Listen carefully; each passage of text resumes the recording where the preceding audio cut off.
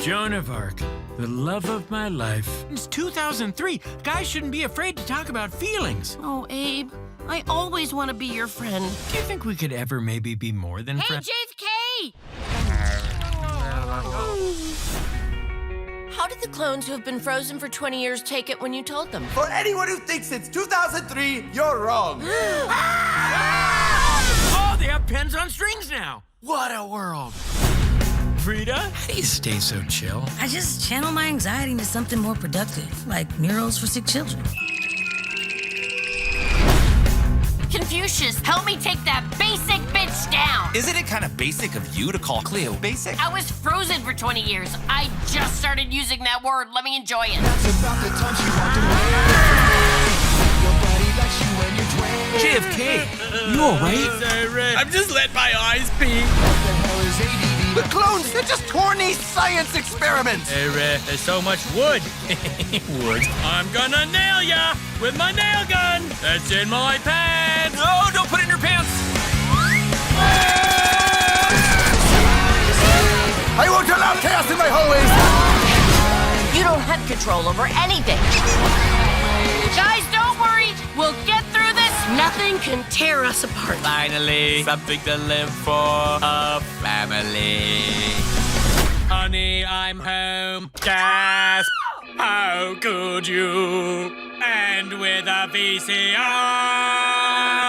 Get out of here. I'm about to eject. Ew.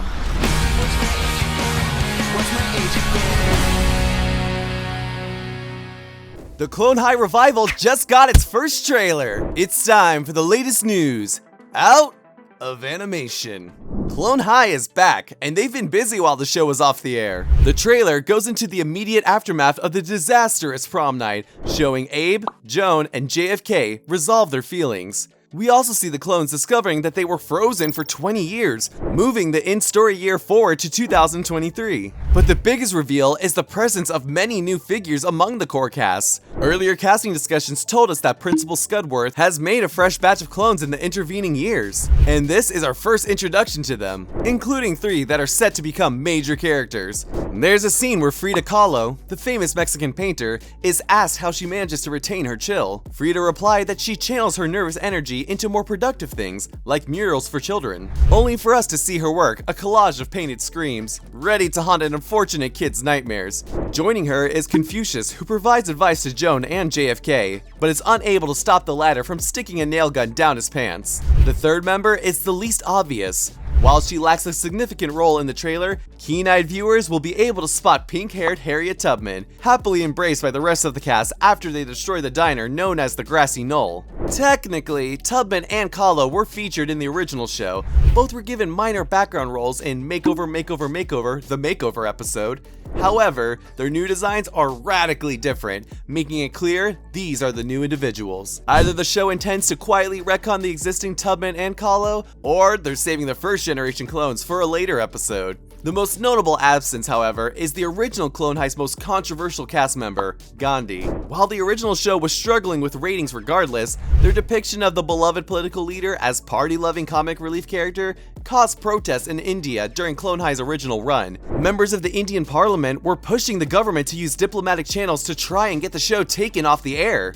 While no official diplomatic statement was ever made, the firestorm likely contributed to Clone High being cancelled after its first season. Since the reboot continues the story of the original show, Gandhi should still be around.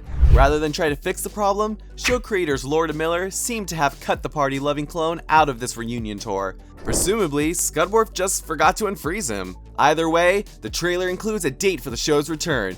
It's due to hit HBO Max on May 23rd, and fans couldn't be more hyped for the revival. It's been a long 20 years, but Clone High is finally getting a second chance at life. And with Season 2 already confirmed, they'll really have a chance to shine. Meanwhile, Disney is looking to bring back Amphibia with new stories.